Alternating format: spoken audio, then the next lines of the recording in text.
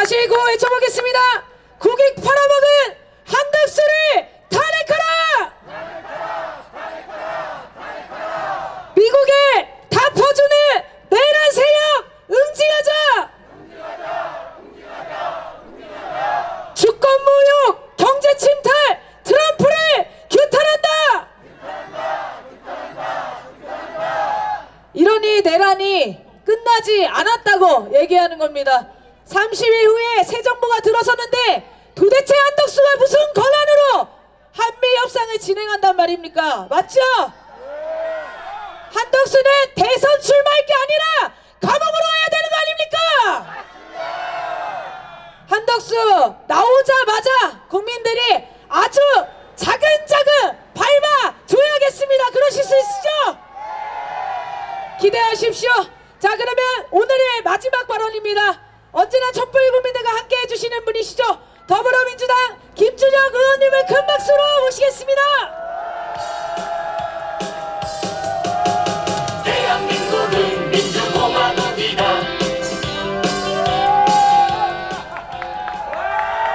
반갑습니다.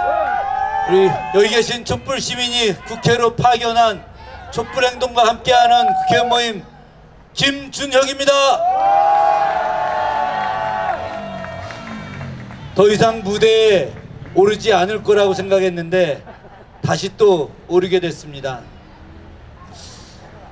오늘과 매우 비슷한 일이 225년 전에 조선 땅에서 있었습니다. 225년 전 지금 같은 4월, 당시 음력으로 2월이었던 4월에 당대 최고의 개혁 인물들이 형장의 이슬로 사라졌습니다. 그 이름 정약용의 셋째 형이었던 정약종, 정약용의 매형이었던 이승훈, 개혁의 모든 이들의 큰 스승이었던 성호 이익 선생의 손자 이가완, 이들이 형장의 이슬로 사라지고, 그리고 아무 잘못도 없었던 정약용, 그의 둘째 형이었던 정약전 유배를 가게 됐습니다. 이들이 어떻게 해서 죽음에 이르게 됐고 어떻게 해서 유배를 가게 됐을까요?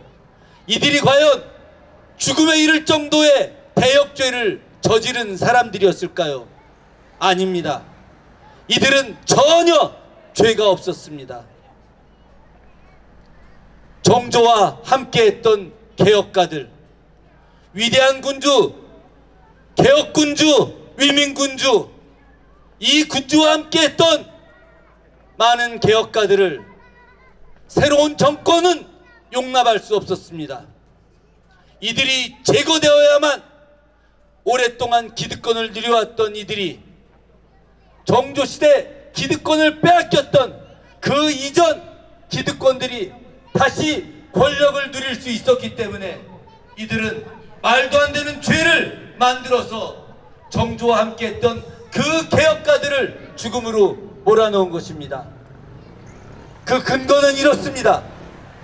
정약용, 정약종, 정약전, 이승훈, 이가완 등 많은 사람들이 바로 천주와 서학을 신봉했다는 것입니다. 그러나 이들은 이미 1790년에 천주교가 제사를 금지한다는 그 사실을 알고 나서 모두 배교를 했기 때문에 이미 천주교 신자가 아니었었습니다.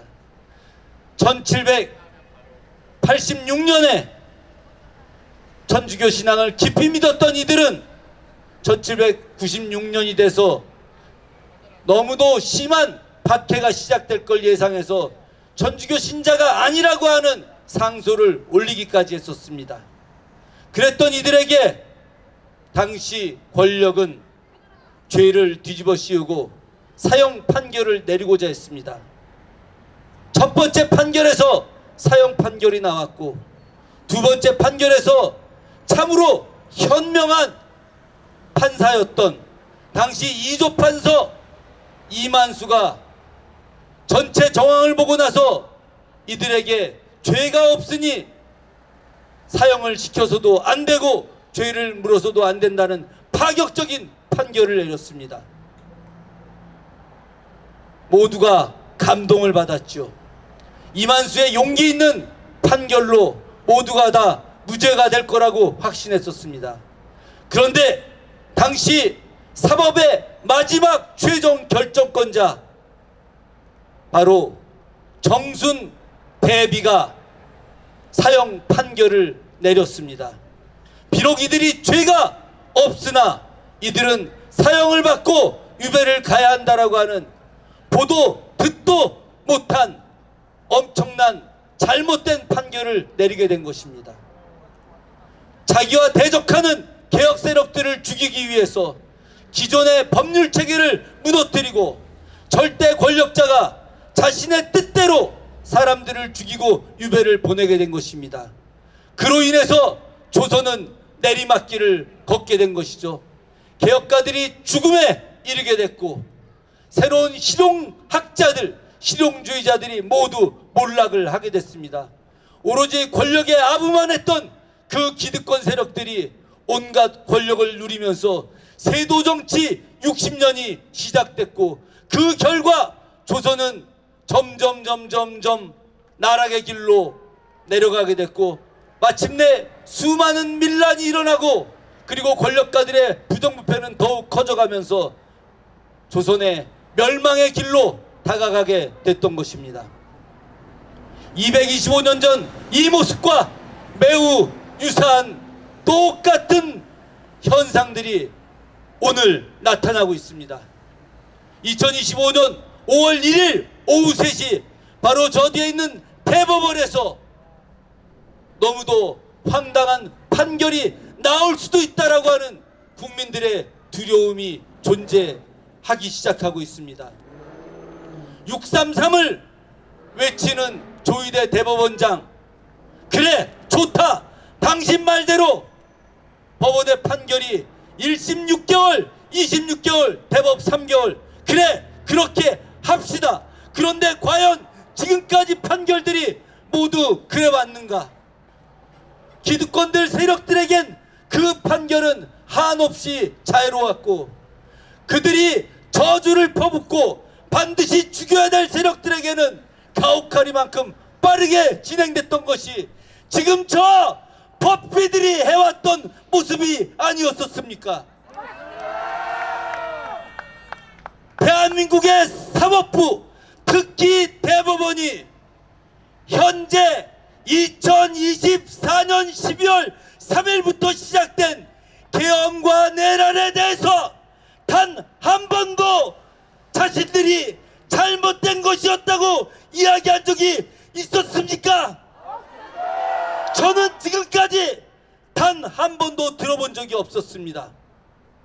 단 한 번도 조희대 대법원장 입에서 윤석열이 일으켰던 계엄이 잘못된 것이라고, 그래서 이 계엄을 일으킨 내란 세력들이 엄청난 잘못을 저지른 것에 대해서 국민들의 정당한 심판을 받고 그들이 감옥에 가고 그래서 내란이 종식되어야 한다라고 선언한 한 적이 있다는 것을 저는 들어본 적이 없습니다. 여러분은 들어보셨나요?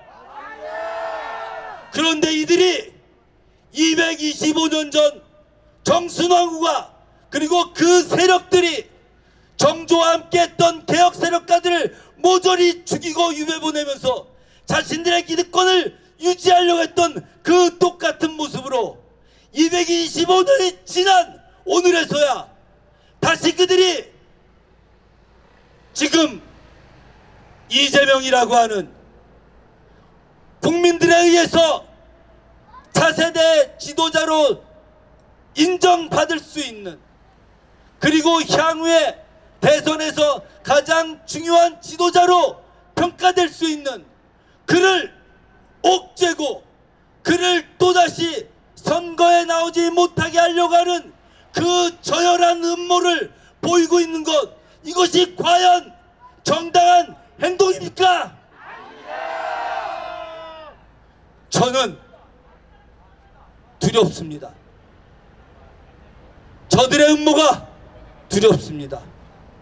왜 갑자기 이렇게 신속하게 해방 이후에 고등법원에서 대법원의 판결까지 한 달 만에 이루어진 이런 일은 존재하지 않았습니다. 과거 인혁당 재건이 사건에서 대법원이 사법살인을 한 이유, 하다못해 박정희의 유신정권 시절에도 이렇게 한 인물을 대상으로 빠르게 그에게 가혹한 형벌을 주기 위한 의도로서 이런 엄청난 잘못을 저지르는 행동을 한 것을 저는 역사 입장에서 본 적이 없습니다. 우리가 어떻게 이를 막아야 하겠습니까? 조이대가 저지르려고 하는 이 엄청난 죄악을 우리가 어떻게 막아야 하겠습니까? 만약 조이대가 그리고 그를 따르는 잘못된 판단을 하는 대법원 판사들이 만약 세상의 개혁을 거꾸로 뒤집어버리고 대한민국의 발전을 뒤집어버리고 자신들만의 이익을 위해서 우리 민족이 5,000년 동안 해왔던 이 엄청난 발전을 모조리 뒤로 끌려나가게 만든다면, 그래서 가장 빠르게 선진국으로 발전한, 가장 빠르게 민주주의로 발전한 이 나라를 어느 순간 세계 최고의 후진국으로 만들고 가장 비민주적인 기득권 세력의 나라로 추락하게 만든다면 그 죄가를 저들은 어떻게 감당하겠습니까? 우리가 반드시 막아야 합니다. 우리가 막아야 합니다. 여러분과 저희들의 힘으로 막아야 합니다. 조이대 대법원장과 대법원에 경고합니다. 만약 당신들이 잘못된 결정을 내린다면 2025년 15시 이후에 대한민국은 당신들의 나라가 영원히 지속될 수 없음을 강력하게 경고합니다. 진짜 우리들의 힘으로 억강무약 대동세상에 참된 나라를 만들 것입니다. 만약 당신들이 제대로 된 판결을 한다면 우리 국민들과 더불어 함께 어깨 걸고 우리가 함께 새로운 세상으로 나갈 것입니다. 여러분의 현명한 판단을 기다립니다. 이는 단순하게 부탁이 아닙니다. 이는 5천만 민중의 강력한 경고입니다. 감사합니다. 네, 우리 김준영 의원님께 뜨거운 박수 부탁드리겠습니다. 사법 내란의 역사는 내일 우리가 끝장낼 것입니다. 구호 외치겠습니다. 대법원